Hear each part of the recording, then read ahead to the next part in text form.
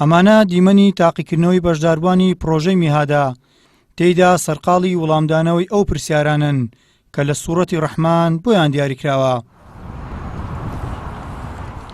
پرۆژەکە دووەمین جارە لەلایەن ڕێکخراوی قوتابیانی کوردستانەوە ڕادەگەیەندرێ و لە سەرتاسەری هەرێمی کوردستان و لە سەرجەم ئاست و تەمەنە جیاوازەکان عاشقانی کەلامی خودا تێیدا بەشدار دەبن.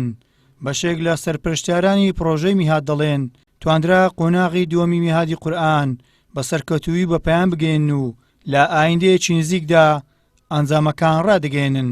سپاس بخوا تاقیکردنەوەی پرۆژەی میهاد لە سوڕەی ئەڕەحمان کۆتایی پێهات لە هەولێر و بە بەشداری سەروی 30,000 کەس کە سپاس بخوا ئێمە بەسەرکەوتوانە ئەم تاقیکردنەوەکە بە پایان گەیاند و لە هەموو شارستانی کوردستانیش لە ئێستادا کۆتایی پێهاتوە.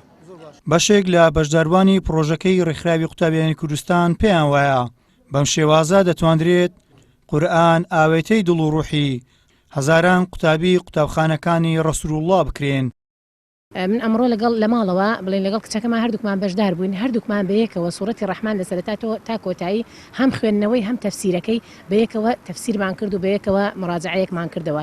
یعنی ئەوەم بۆ دەرکەوت دوایی لەگەڵ بە عایلە باسم کرد، یعنی وتم زەرورە ئینسان یعنی ئەمە ئەم پرۆژانە زەرورە کە بیرتی ئەهێنێتەوە. و هیوادارم هەوانی ئەم لەم تاقیکردنەوە بەشداریان کردووە بە نمرەیەکی زۆر باش و بەدەست بێنن و هەروەها ئەگەر پاداش دنیایەکەشیان دەست نەکەوت ئینشاڵڵا لە قیامەت پاداشتەکە لای خوای گەورە وەرئەگرن. بەڕاستی ئەم کار و چالاکیانە شتێکی زۆر زۆر باشن بۆ ئەوەی کە ئێمە مراجعەیەکی قورئانی پیرۆز دەکەین و ئەوەی ئوسورەتانیشی کە لەبەرمان نییە بەهۆی ئەم کار و چالاکیۆنە ئەوانش لەبەرەکەین. ئەڵبەتە ئەمانجی سەرەکی لە بەشداریکردن ئەم پرۆژەیە ئەوەیە کە بتوانین ڕەزامەندی پەروەردگار بەدەست بێنم، ئەوەیە کە بتوانین دیراسی کەلامی خۆی گەورە بکەین و فێر ببین و دواتر ئینشاڵڵا پشتیوانی خۆی گەورە کار بکەین بۆ جێبەجێکردنی و بڵاوکردنەوەی. پێم خۆش بوو بەشداری بکەم لەبەر ئەوەی یەکەمین سوورەتی ڕەحمانم هەندێکم لەبەر بوو 12 ئاەتێک بەس پێم خۆش بۆ هەمووی لەبەرکەم زۆرتر ئاشنا بم لەگەڵ سوورەتی ڕەحمان و پروژه گلک جه خدایا اکش شمفای وی پروژه والد کتن کو گنجولای ما برویش خرابیا ورگریتونو بزفر تاریک خدا و پیغمبران. زم حزم کرد قرآن پیروز برکم زاو خلا وای کردی من هاندری کی زور باش بکبو بتوان قرآن برکم.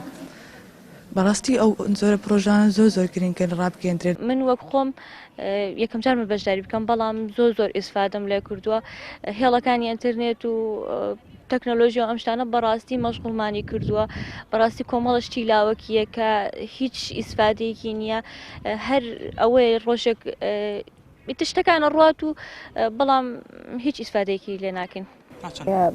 زۆر پێی دڵخۆشم خۆشحاڵم بۆی کە من کە لەگەڵەوەی کە خاوەن منداڵیشم بەشداریم کردووە چونکە پێم وایە ئینسان هەبوونی منداڵ ڕێگرنی لەو کارانە لە بەشداریکردن لەو جۆرە پرۆژە و دەرسانە ئەسڵەن وە باشترە و پێشتر ئاماژەم پێکرد دایکان زیاتر بەشداری ئەو جۆرە پرۆژانە بکەن چونکە هەروەک پێشتر ئاماژەم پێدا منداڵ پەروەردەی دایک هەڵدەگرێت.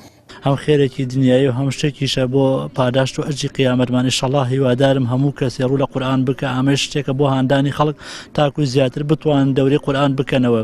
من ئینشەڵڵا پشت بەخوای گەورە وا دەکەم لەوە لە گوڕوتینی زیاتر بێن بەخۆم تاوەکو زیاتر ڕوو لە قورئانی پیرۆز بکەم. و پرۆژەی میهادی قورئان پرۆژەیەکی تایبەتی ڕێکخراوی قوتابیانی کوردستانە و لە قۆناغی ئەمجارەدا بە بەشداری زیاتر لە 33,000 کەس کە بەسەر 51 بنکە لە شار و شارۆچکەکاندا دابەش ببوون و بڕیاریشە لە دوای ڕاگەیانی ئەنجامەکان 122 کەس لە سەرکەوتوان خەڵات بکرێن بە جۆرێک 12 گەشتی عومرە و 100 خەڵاتی شایستە لەخۆ دەگرێت. گەیلان سابیر، کەناڵی ئاسمانی پەیام، هەولێر.